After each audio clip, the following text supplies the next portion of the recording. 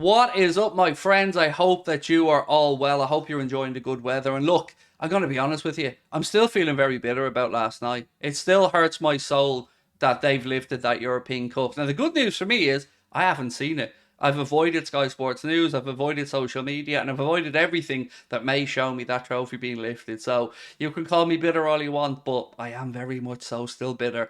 But that aside, let's move on to why we're here tonight. I'm not here to talk about what happened in Istanbul last night.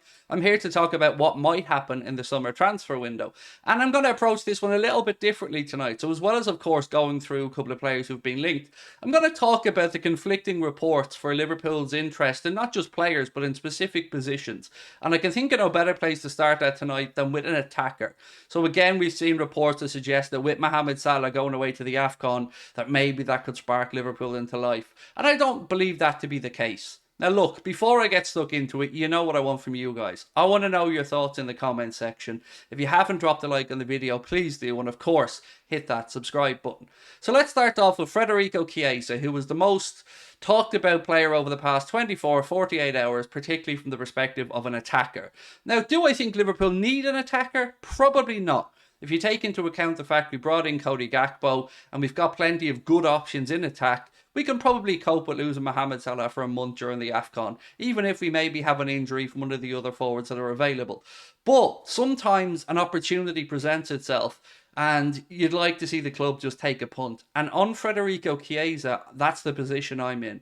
The fact that we know he's available from Juventus, the fact that a deal could probably be done, and the fact that reports in Italy are putting Liverpool right at the top of that list make me excited about it. Now, there's not all pluses and it's not all champagne and skittles. He has, of course, had a very serious injury. He's had a very unproductive campaign this season for Juventus. But if anybody can get a tune out of this player, I believe it is Jurgen Klopp. And we know how much Liverpool like a bargain. I think we could get Chiesa in. If it works out over the next couple of years and we don't need to sign other players, great. If it sort of works out and we could still unsure, we could probably move him on and make a profit. So I'd like to see us take a punt on him. But other than that, I don't think we really do need to bring in a forward. But let's look at Italy and see what's coming out there. So reports in Italy are claiming that Liverpool and many other English clubs are very interested. Manchester United, Newcastle also mentioned. But Tudor Sport goes on to say that Liverpool are above all else with regards to English clubs looking to sign Federico Chiesa. They go on to say Jurgen Klopp is intrigued by the player, and I'm absolutely intrigued by him as well. So I think for €30 million or £30 million or somewhere there or thereabouts, I think it's a risk worth taking. I really do. I can only really see upside to this, and even if it doesn't work out, I still believe Liverpool will get their money back. So I'm going to hand that one over to you and let me know what you think. Do we need a forward? And if we do, what are we saying? Is it Chiesa or somebody else? Or do you believe other reports that Liverpool have no interest in a forward? But either way, I want to know your thoughts. Now we move on to somebody who absolutely has been mentioned quite a bit on this channel and elsewhere, and that is Manu Kone. So again, conflicting reports. Let's start off with the negative side of this, the people who don't think that he is a serious target for Liverpool. Florian Plettenberg has said, Manu Kone to Liverpool is very unlikely. He's on their shortlist, but not a hot transfer target for Liverpool at this stage. And that to me makes sense. I'm not saying he's right, but it makes sense. Kone could have been gotten last summer. Kone could have been gotten previously. And if Liverpool really wanted Kone, I think this deal would be done.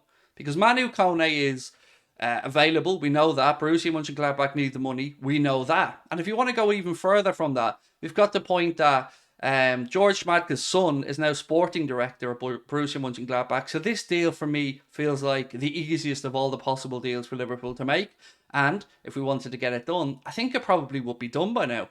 He's at Clairefontaine, or at least he was recently, preparing for the under-21 Euros with France. Thuram is there as well, of course. And there are conflicting reports, as I say, about our interest in Manu Kone. Florian Plettenberg says, yes, he's of interest, but not a primary target. Then you've got others saying that Liverpool are laying the groundwork for signings of Borussia Mönchengladbach's Manu Kone and Nice star Kefren Thuram. It's believed the Merseysiders were in preliminary talks over the duo, and that comes in from David Lynch. So again, you're seeing conflicting reports there. To me, I have my doubts about Liverpool's real desire to sign Manu Kone. I've no problem believing he's on a list, he's an alternative, But we're still unsure where Stefan Bajcetic's future lies. If he's going to be a deeper line player for Liverpool, if he's going to challenge Fabinho for the 6, then I don't think we need to go out there and bring in a natural number 6. Thuram can play in a couple of positions, the 6 and the 8. McAllister can play in the 6, the 8 or the 10.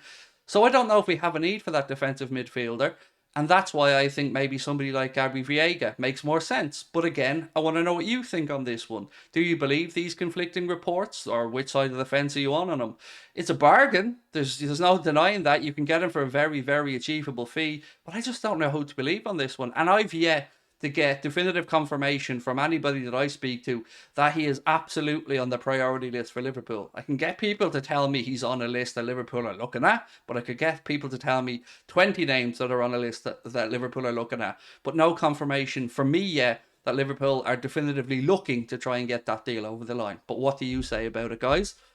And finally, before we finish up tonight, a little bit on our search for a centre-back. So, although there are some conflicting reports about who in particular Liverpool are looking at, I think we can all agree that a centre-back is probably very likely in this window.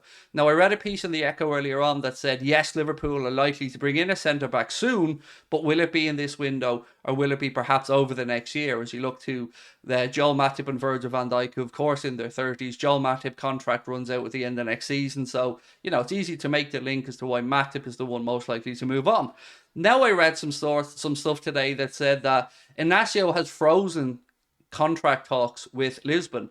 So with Sporting Lisbon. There's been a few things over the past week that have said that they want to up his release clause, which is why they're trying to enter into negotiations with him. He has a 45 million euro release clause currently in a Sporting contract, and Sporting want to put that up to, I think, 60 million euro. So no surprise that if he's particularly thinking of leaving, why would he be willing to sign a new contract that's going to put a higher buyout clause in there? So I guess it'll come down to him waiting to find out if Liverpool or somebody else is willing to come in and get the deal done. But again, according to reports from Ojogo, the defender has put a stop to negotiations over an extension in his contract as he awaits to see what the market does. Liverpool and Manchester United have both been linked with his services in recent months. I think United more likely to sign the guy from Napoli, who you guys have been bigging up a lot recently, the Korean defender. I can't ever remember his name, but I think he's most likely Manchester United bound. So who does that leave Liverpool in competition with? Probably not really too many. But will we spend the money? Will we go after him? I think this is one that I could see happening. And Mickey van de Ven, the other guy, I know nothing about him. I couldn't sit here and tell you if he's good enough or not. But this guy I've watched a bit of, and yeah, it makes sense to me. His current contract runs with Sporting Lisbon until 2026, and if Liverpool want to sign him without having to go through the negotiation, 45 million euro or 38 million pound would be the number. So that is it for me tonight, my friends. I hope that you're enjoying life. Let me know your thoughts in the comment section. Do drop a like on the video, and I will catch up with you guys real soon. Much love. Bye-bye.